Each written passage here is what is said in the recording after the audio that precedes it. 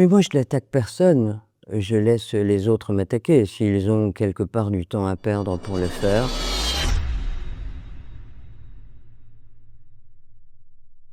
Bonjour, Madame le maire. Le premier tour a dessiné un paysage politique particulièrement serré. Vous échouez à seulement 8 voix d'une élection dès le premier tour. Comment analysez-vous ce résultat et quelles réserves de voix pensez-vous pouvoir mobiliser pour le second tour? Alors avant tout, je voudrais, remercier, du fond du cœur les électeurs. Parce que, ils ont cru, en moi, ils ont cru, dans cette belle équipe, qui est celle d'aujourd'hui, mais où on retrouve, aussi des conseillers, d'hier et voilà, c'est un gage de confiance et je les remercie vraiment et j'espère qu'ils seront au rendez-vous la prochaine fois, c'est-à-dire dimanche. Je dois dire que la démocratie s'est exercée, à plein dans la ville de Nouméa, mais comme dans d'autres communes, puisque à Nouméa, on a, 8 listes, et donc ça veut dire que la démocratie est vivace et on doit s'en réjouir. Les urnes ont parlé, heu, 8 voix en moins, voilà. Mais c'est pas grave. Il y a un deuxième tour et donc moi j'en appelle à la mobilisation, effectivement et les électeurs doivent regarder ce qu'il s'est fait. Il y a un bilan qui parle, on a fait beaucoup de choses. On a fait à chaque élection des promesses, on a fait des propositions, on les a tenues à 98 et je crois que c'est ça qu'on doit regarder. Et donc on est encore, dans une situation un peu compliquée financièrement. On a encore des projets, nous les mettrons en œuvre. Donc voilà, je demande aux Nouméens à nouveau de me faire confiance et de regarder où est le sérieux. Après 2 mandats à la tête de la ville, quel est selon vous le bilan dont vous êtes la plus fière à Nouméa? Et quels projets concrets souhaitez-vous absolument mener à bien si les électeurs vous renouvellent leur confiance dimanche prochain? Alors, des projets, il y en a beaucoup qui ont été réalisés. Si on regarde, le monde sportif, par exemple, dans les 2 mandatures, nous avons réalisé, la halle de sport de Caméré, nous avons, réalisé, la salle, socio-sportive, de Montravel. On a mis des work-out partout dans la ville, on a ouvert toutes les infrastructures sportives, aux associations. On a éclairé tous les terrains de sport dans la ville, ce qui n'était pas le cas, auparavant. On a fait une salle, sportive aussi à Cosmos, dans le complexe de la Veuve au 6e kilomètre. Donc voilà, en termes de sport, on a fait beaucoup de choses. Sur la culture, on a créé la féerie de Noël qui n'existait pas. On a créé la fête de la ville. On va mettre en place un festival, des arts de rue cette année, si je suis encore là, bien sûr. On a rénové aussi, quelque chose qui me tenait à cœur, sur le plan patrimonial, historique des bâtiments. C'est le cas de la France australe, qui abrite, aujourd'hui la direction de la culture. On a créé le bâtiment des archives, les archives de la ville, parce qu'elles étaient disséminées un peu partout. On a rénové aussi, l'immeuble Cheval.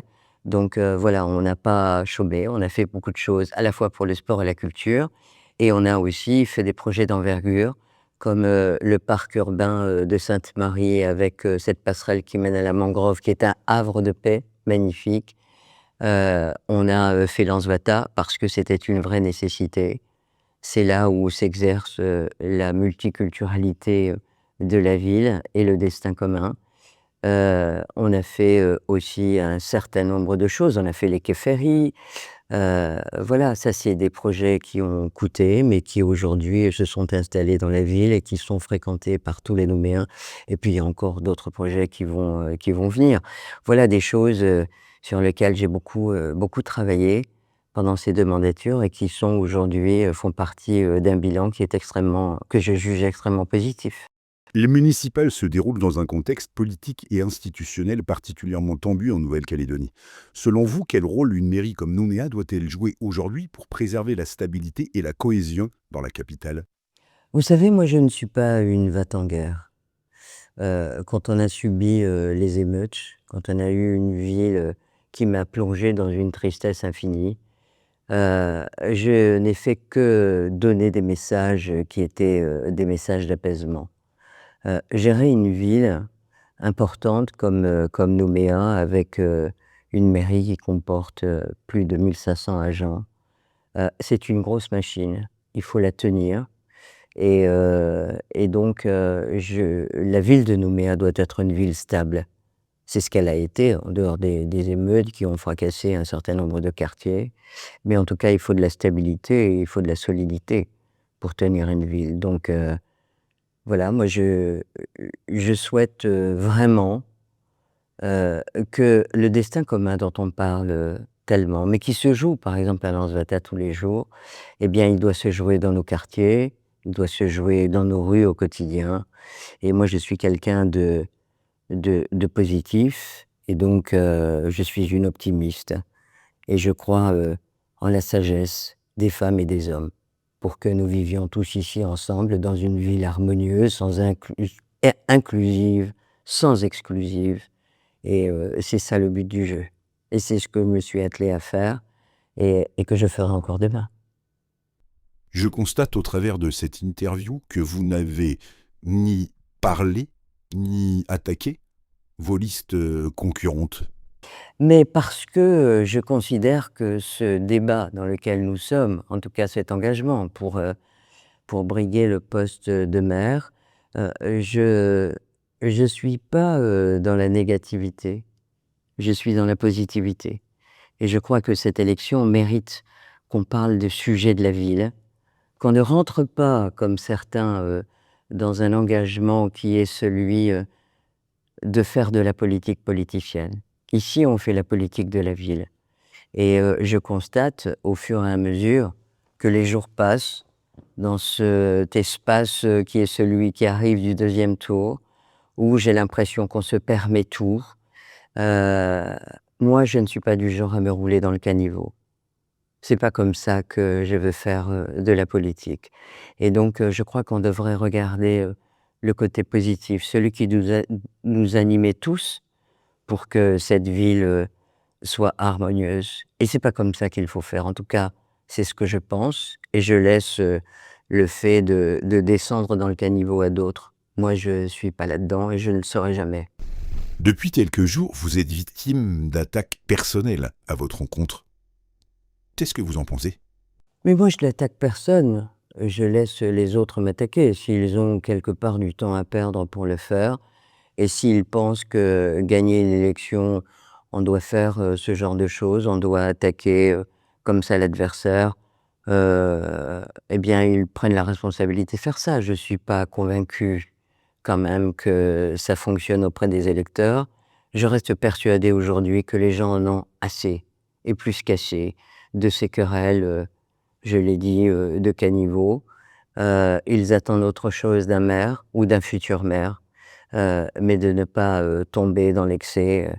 Voilà, donc il ne faut pas compter sur moi. On est maintenant à 5 jours du deuxième tour des élections municipales. Qu'est-ce que vous auriez envie de dire aux électeurs qui ne se sont pas déplacés ou qui n'ont pas voté au premier tour? Alors, j'ai envie de leur dire qu'il faut se mobiliser, parce qu'il s'agit de s'engager, parce que quand on va voter, c'est un engagement en faveur de tel ou tel candidat. Et donc je crois qu'il faut s'engager pour la ville, pour 6 ans.